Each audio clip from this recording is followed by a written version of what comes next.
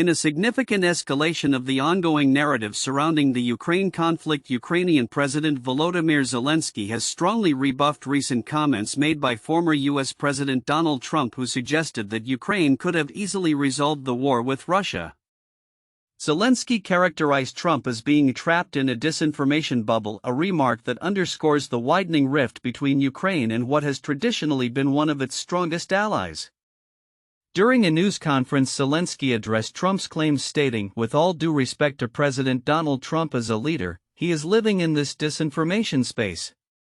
This response came after Trump accused Ukraine of starting the war and claimed that Zelenskyy's approval rating had plummeted to a mere 4%. Zelenskyy firmly countered this narrative, asserting that his approval rating is closer to 50%. A figure he argued reflects the reality of his leadership amidst the ongoing conflict. The backdrop of this exchange is particularly worrying for Ukraine, as it finds itself navigating not just the military onslaught from Russia but also the complex geopolitical landscape shaped by American politics.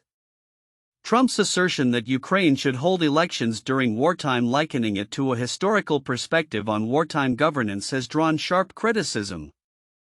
Zelenskyy pointed out the absurdity of holding elections while under invasion, likening the situation to Britain during World War II, which did not conduct general elections amidst its struggle. Former British Prime Minister Boris Johnson also weighed in, dismissing Trump's claims as historically inaccurate and suggesting they were intended to provoke action among European leaders. Johnson stated, "Of course, Ukraine didn't start the war. You might as well say that America attacked Japan at Pearl Harbor," making a powerful analogy to highlight the gravity of Russia's aggression.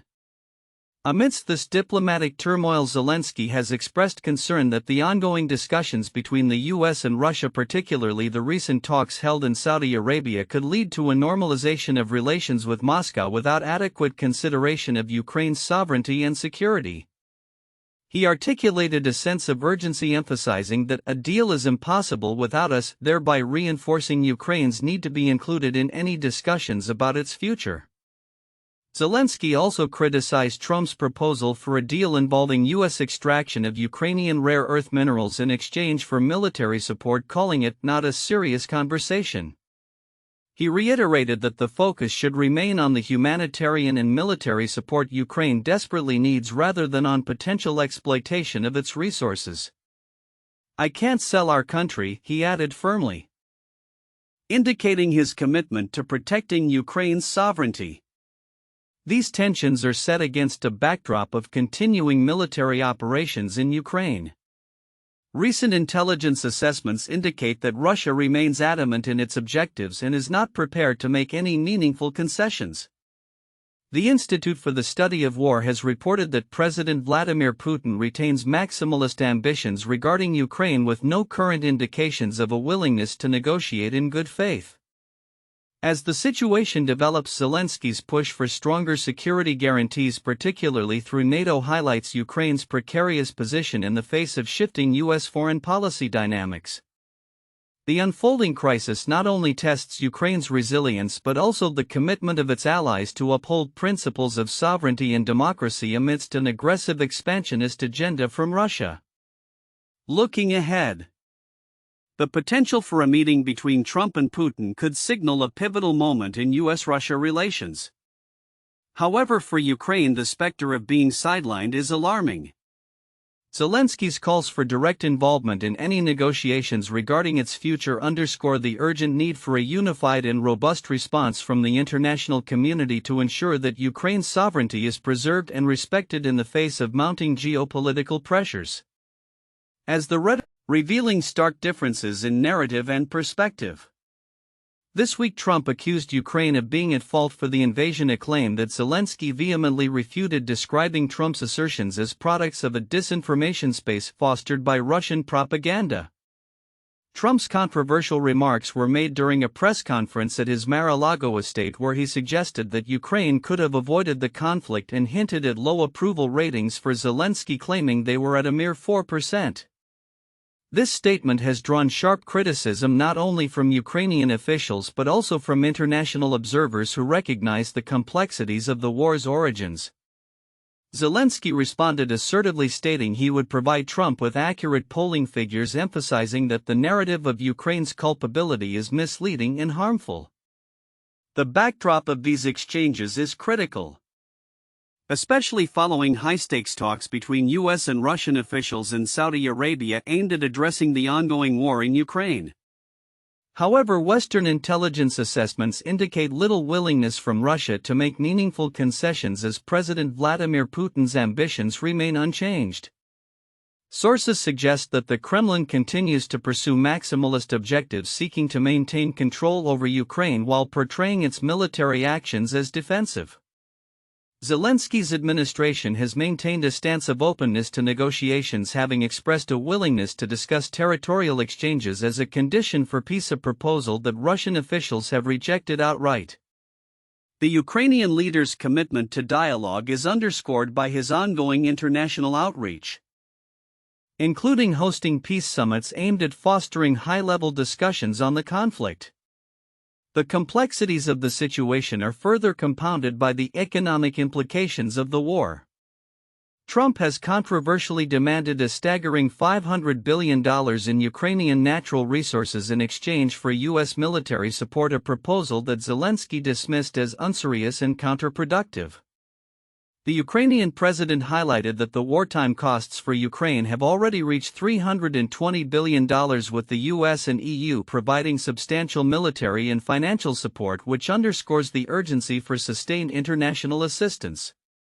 As discussions between US and Russian officials continue, the potential for Trump and Putin to meet in the near future adds another layer of uncertainty. The prospect of a new phase in diplomatic efforts raises questions about the future of Ukraine's sovereignty and the broader geopolitical balance in Europe. The narrative around the conflict remains deeply polarized, with Ukraine seeking to affirm its sovereignty and legitimacy on the global stage, while Russia attempts to reshape perceptions of the war's origins and dynamics. In conclusion, the war in Ukraine is not only a reflection of territorial disputes but also a battleground for narratives that shape international relations. As both Zelenskyy and Trump navigate their respective political landscapes, the outcomes of these exchanges will likely have lasting implications for the region and beyond. The world watches closely, poised for developments that could alter the course of this protracted conflict, with the hope for a resolution that respects the sovereignty of Ukraine and ensures lasting peace in the region. In a week that has dramatically reshaped global politics, talks between the United States and Russia have taken center stage amid a complex backdrop of ongoing conflict in Ukraine and shifting alliances. As the Trump administration engages in preliminary discussions aimed at ending the war, U.S. intelligence reports suggest that Russian President Vladimir Putin remains intent on asserting control over Ukraine rather than pursuing a meaningful peace agreement. According to sources within U.S. and allied intelligence, Putin's posture reflects a belief that he can outlast both Ukraine and Europe in the protracted conflict, with one congressional official stating, "We have zero intelligence that Putin is interested in a real peace deal right now." This sentiment underscores a growing frustration among U.S. officials regarding Putin's ongoing military ambitions. As negotiations unfold, the Russian leader is dispatching representatives to Saudi Arabia for discussions with U.S. officials. Yet the prevailing analysis indicates that he is merely going through the motions, with no intention of compromising on his maximalist goals. Despite the grim assessments from intelligence officials, President Donald Trump has expressed optimism regarding the negotiations. He claims that Putin has conveyed a desire to halt hostilities, which he reiterated after a phone call with the Russian leader. "I think he wants to stop the fighting," Trump remarked, adding that both he and Ukrainian President Volodymyr Zelenskyy are interested in achieving peace swiftly. However, there remains skepticism about how genuine Putin's intentions are, particularly in light of his historical reluctance to relinquish territorial ambitions. The dynamics of these negotiations are complicated further by recent geopolitical developments. Following Trump's initial outreach to Putin, high-level meetings have resumed, culminating in discussions that some analysts believe could give Putin a platform to re-establish Russia's position in global politics while avoiding substantive concessions.